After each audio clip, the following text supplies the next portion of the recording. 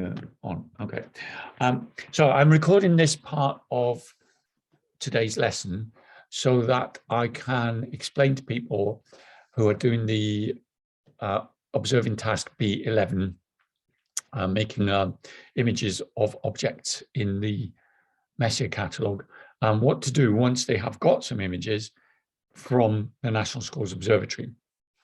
So what we're doing today is we're kindly using Leela's account because she's been successful in obtaining quite a few images. So I will only go through one or two, and then it will be up to you to do the rest yourselves. And I'll show you what we should do with the information once we've got the images and how to record them in your workbook and what kind of information you should put in there. So what we've done is logged in, gone to your account page. So this particular one is Leela's account, and we're going to go to the Go Observing tab and go down to My Observations just here and click on that. And hopefully this then gives a list of the images that have been requested. So you can see they've been sent to the telescope, but also the ones over the last week that have actually been made. And this has been quite a successful batch of images. So there are about 10 Messier objects whose images have been made in the last week. So this is it's quite exciting. So because we've not seen what they look like yet. So the next step is to then press on the Ready to Download tab, and we'll see what we've got an image of. And so here it is. So this is Messier 18. Now, I'm just going to ask the people that are in the lesson to maybe suggest what type of object you think Messier 18 is, just by looking at this image of it. Which type of object do you think it is?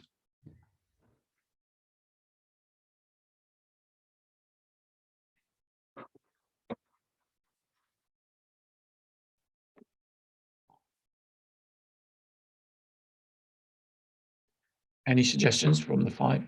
Yes, Leela, that's correct. It's an open cluster. So what you can see is quite a few very bright stars, but fairly loosely grouped in the sky. But it is a cluster, and a cluster means that they're being gravitationally attracted to each other. So they are quite close in space, probably a few light years apart, close in terms of how we are close to Alpha Centauri, which is about 4 light years away. But they are actually close to each other on those kind of galactic dimensions or universal dimensions. So it's not like a constellation which just accidentally look as if they're in the same part of the sky when viewed from the Earth. Now, before we have a look at the image, what I'm going to do next is just have a look at the conditions under which that image was made, because that would be useful to comment on in my report, okay, in the report that we're going to do. So there's two things we can look at. Let's have a look first at this window here, which is called Observing Conditions. And if we click on that, you can see that what you get is a little diagram of the phase of the moon. So you can see it's coming up to about half moon when that image was made on the 5th of July, which was a couple of days ago. You can see that it was pretty much in the middle of the night, because this is the Earth's shadow. So yeah, it was around about midnight, like 1/2 midnight. So it was good and dark. And then these two images here are really interesting, because this is a photograph with a wide angle camera taken straight up through the roof of the observatory. So the roof has been completely opened, and you can actually see the telescope here. You can see the telescope peering out into space. This is the frame that supports the lenses and the recording devices underneath. And so what you can see is the sky as it would appear at that time, right above the telescope. So any comments in the chat as to what you think the seeing conditions were? Were they useless, really fuzzy and not very good? Were they very good, very clear? What do you think? Is this a good time, or is this good seeing conditions for looking at this particular object? Yeah, it's pretty clear, isn't it? What do you think, Raghavi? Do you agree?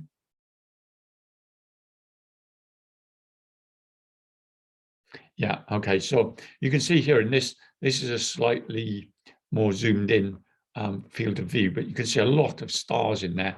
And in this really wide angle one, you can see the Milky Way. You can see the strip of the Milky Way there. You can pick out objects. I think there's a satellite actually gone across. You can see a line. Okay, so this is pretty good viewing conditions. And of course, this telescope is on top of a mountain, a volcano actually, in the Canaries. And so it can get cloudy, it can rain up there, but it's got a lot less atmosphere above it, so the seeing conditions are much better. We can see the plough. Can you see the plough? Slightly on its side there. Okay, so there's the plough. So the North Star will be here. I think I can see Cassiopeia here. So quite a few constellations. These might be planets. You can see some of the planets looking very bright in there as well. So yeah, very good seeing conditions. So we'll remember that the seeing conditions were very clear and very good. What I'll do is go back to this page. The other thing we'll look at is the weather conditions. So let's see what the weather was like at that time. It shows you the SkyCam image again, so you can see how clear it was. Temperature was 14.4, so not particularly, not really freezing cold, but colder than it would have been in the Canary Islands down at sea level. The really important thing is this, the humidity, 7%. So this tells us that the atmosphere was really, really dry, which is great for astronomy. The wetter the atmosphere gets, then the poorer the quality of your image. And if it gets too wet, they wouldn't even open up the roof of the observatory in the first place. One of the interesting things to look at actually is this little cartoon diagram of the telescope. So this is what the Liverpool telescope looks like. It doesn't have a tube, it has a frame with the primary mirror in a little tube up here and the secondary mirror below it, so that the light is focused onto the primary mirror, back up to the secondary mirror, and then down into the cameras in the main hub of the telescope. So this is a Cassegrain reflector, not a Newtonian reflector, because it has a hole in the center of the secondary mirror, which, the primary mirror, which the secondary reflects the light through down into the cameras. And it's in something called a clamshell dome. So you can see here, this is what it looks like when it's open. The clamshell is literally like a shell that you would kind of find on a beach that opens and closes. So it's not like a traditional observatory that kind of has a slit in a round dome and it turns. This one, the whole roof just folds back and the telescope comes out. So then if the weather's bad or if it's raining, they shut it up and like a little shed will appear over the top of it. So that's a clamshell observatory. So very good conditions here. So what we'll do next, we'll try and remember that the observing conditions are clear, the humidity was low, the weather conditions were good. Let's download the image.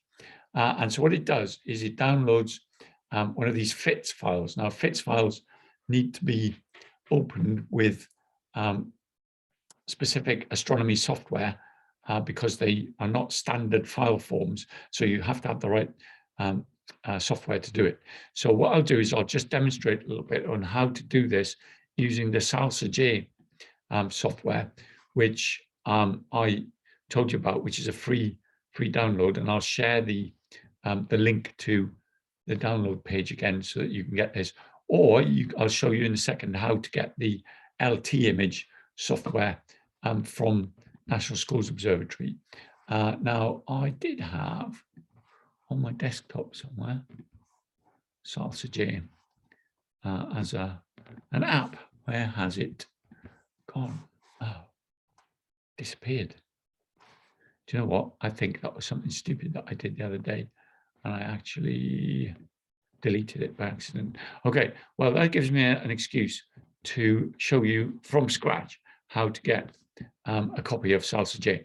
So what I'm going to do here is just go to Salsa J, just search for it, and you find this this link here to EU HOU. So this is the European Union Hands-on University I think it's called, where they have a lot of different courses and things on lots of subjects. But this is their astronomy section. So what I'm going to do is go to the download, and I've got a Mac, so I'm going to download the Mac version of Salsa J. What happens is you get a little file that comes down. You have to wait a little while for it to download, and then we'll open it up, and I'll show you a very simple way of using it to make nice copies of your image. What I'll do while I'm there, I'll put that link into the chat as well, in case anybody wants to copy it, get their own copy of Salsa J. So that's shared that with the people that are in the chat. So then I'm going to click on here, and I get this little file, which has got various folders and things in there. Okay, and you can see, hopefully, if you can see my desktop, you can see that this app, Salsa J Lite app, has appeared on the top. So next time I can just click on that. I don't have to download it again. What we need to open is this file here, Salsa J file. So I'll just click on that. I trust it, so I'm going to open it. Really important thing is, when it's running, not to shut any of these windows. You have to leave all these windows open, otherwise it stops running. But the window we're really interested in is this menu bar one. So here's the menu bar for Salsa J. And there's only a few sort of controls that you really need to use for this very basic imaging project of making images with Messier, of Messier objects.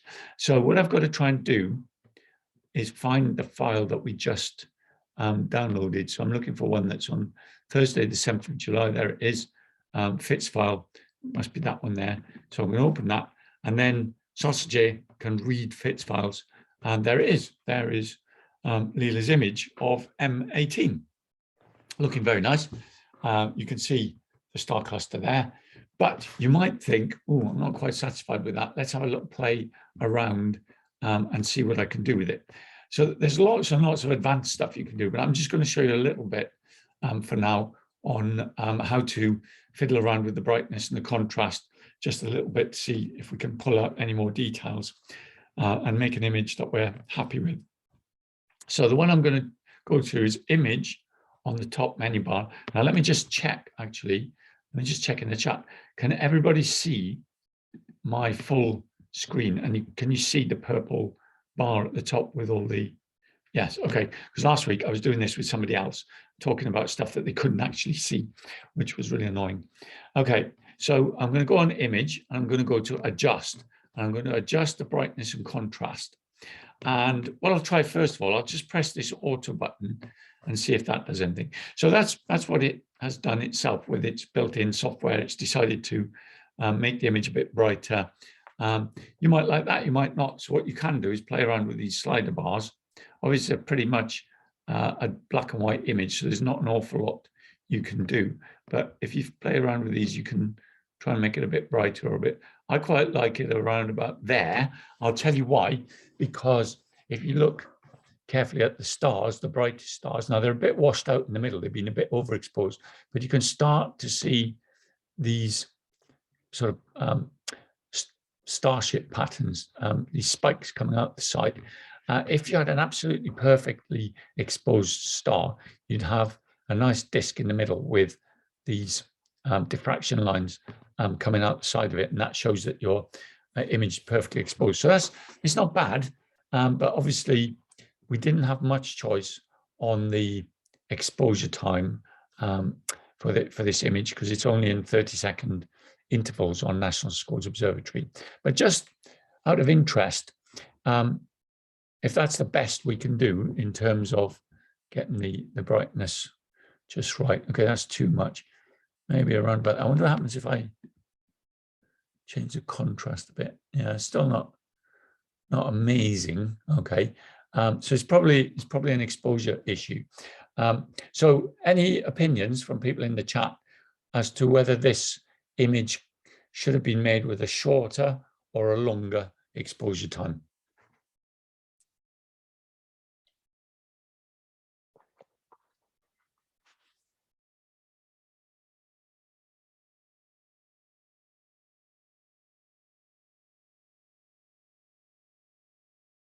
We've got 1 for longer, 2 for longer.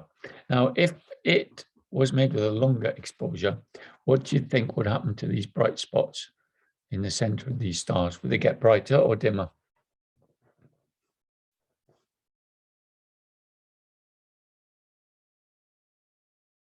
Yeah, they get brighter and they get more washed out. Okay, so I think this has been slightly too long for these really, really bright objects. But there's nothing we can do about that because the shortest time you can choose with the Liverpool telescope is 30 seconds. But that might be something that we want to comment on in our booklet when we go to that shortly. Okay, the other thing that I'm going to show you up on this image tab is that we can click on this button, which is show info. That's really useful because that has a record of the, oh, actually, this one, yeah, that might explain why it's overexposed.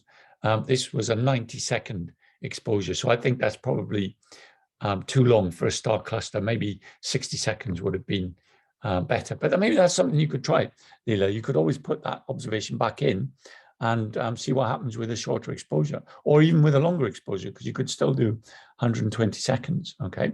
So this is quite useful because this records all the information on how you set up the observation.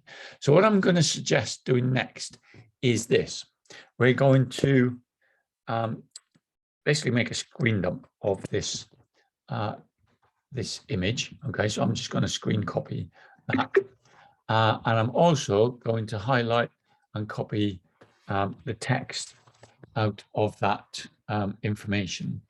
Let me just make sure that's done. Yeah. Okay. And what I'm going to do now is go to the booklet, our report booklet that we were working on last week. Now, what I did last week was I said that it was up to you to set up your observing program and to record in here which Messier objects you had chosen and your reason for choosing it. So, for instance, maybe for Leela's one, we could say M18. The reason for choosing it is that it's an example of an open cluster. Okay, and we want one of those for our project. What we're going to do today is we're going to have a look at what happened. Oh, then Leela actually chose M18. Sorry, I've got this button. 90 seconds exposure time, the clear or visual filter, sky brightness conditions. I don't know what you chose there, Leela. So I don't know whether it was average or good or whatever, but you decide. Oh, sorry, no, that was dark and full moon, wasn't it? Okay, so dark sky. I don't know what you chose for that. And the seeing conditions maybe good or average rather than fuzzy, or you may have chosen all of them. That's your choice, really, what you put in there. Why have you chosen these settings, these different types of objects? Well, we discussed last week that an open cluster is quite bright, so needs a shorter exposure time. Okay, so something like that as to why you chose that particular exposure time. Now, what we're really talking about this evening is the analysis. Okay, so what have we actually got an image of? So we've got M18. So I'll fill that in there. Okay, so this is the bit that is your responsibility to do next after I've shown you this example. The type of object is an open cluster. And the quality of the image we decided was quite high. It was quite a good image, and we can record a bit of information. Yeah, okay. The humidity was low, and there was not much light pollution. And then maybe make a comment like maybe a shorter exposure time would have helped. Although, no, actually, right. Zoom is just telling me that I've got 10 minutes left because it's moved over to the new schedule, I think. So I'll try to get through this in 10 minutes. We might have to finish a little bit early. Okay, so I fill that in there. Okay. then when you've got a whole range of objects, you can comment on here saying, yes, I got an example of everything, or maybe you didn't. So everything, or no, I didn't. Nebulae were difficult to image, or whatever. That's just an example. Okay, so you've got to decide with your images that you get, you decide what to write in there. Discuss which ones you've not been able to image, suggest reasons for not being able to do so. So maybe that was bad weather, or the telescope observing program was not possible, or that you chose too few images, you didn't try several objects of the same sort. Then in the evaluation section, we could then write something. So for instance, for M18, maybe the exposure time should have been shorter, something like that. So you can write some comment in there for each of your images. Again, it's up to you what you're gonna write in there. And then anything that you would have done to change your observing plan next time. So maybe I would choose as many nebulae as possible, and increase the observing period to maximize my chances of getting one. Okay, so I'm making all this up, but you can see the idea that you will need to comment on what you actually got. Now the last bit I'm going to come to is in the appendix. It's really nice to make a record of all the images that you actually obtained. So with that one, that M18 example, I'm going to insert in here the image that I just screen dumped, which was this one. So I'm going to put a copy of it in there, and I'm also going to add in the text that I copied with the observing details, so that that's all there, and that's a record of your observation that you actually made. And then you can put your whole list of different images in there. Okay, so that's what I suggest that you do. And obviously, if we go back here to Leela's observing program, you can see that you've got a lot of images to download and process and fill in your booklet there, hopefully examples of lots of different types of objects. Some of them will be easier to see than others. So some of them, when you open them up in the software like Salsa J or whatever you use, it might look completely blank. It might be completely dark and you don't think there's anything there. So that's when you need to stretch the image like I did by adjusting the brightness and the contrast until you can see something. So particularly with the nebulae and the galaxies, that might be a problem. I'm just going to see. I wonder if we could just do, that's a globular cluster, so that'd be too easy.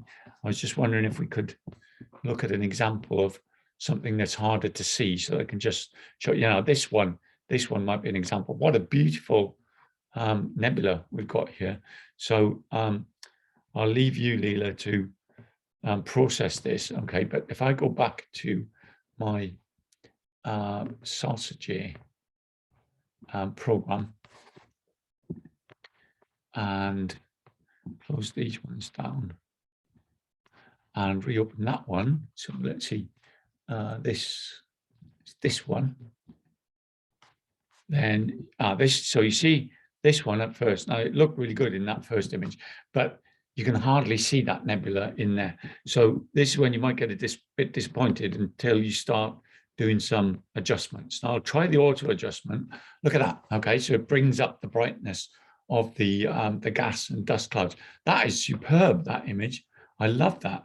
Okay, so that's a really nice one. And that's an example of a diffuse nebula that you can put in your project. But obviously, you might not see anything at first until you played around with those brightness and contrast sliders and see if you can bring the object out. And then it's a little bit of an art form. It's up to you really, whether you think that's an image that you like. You might like it, the next person might not. So you have to try and make it look like, or put it in a form that you're happy with, and then put it into your report. So in the chat, any questions about what to do to complete this task?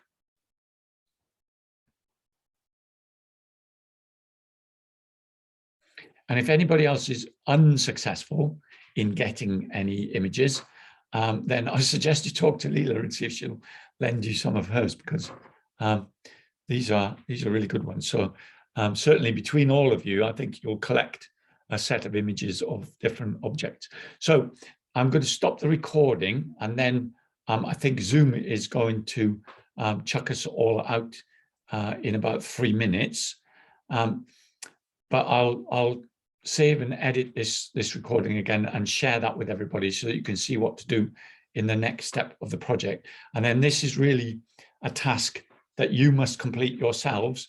And then when you've done it, send it to me. Either give a hard copy to Ms. Hamnet that you can send to me, or email something to me when you've finished your report. So let me stop recording on here.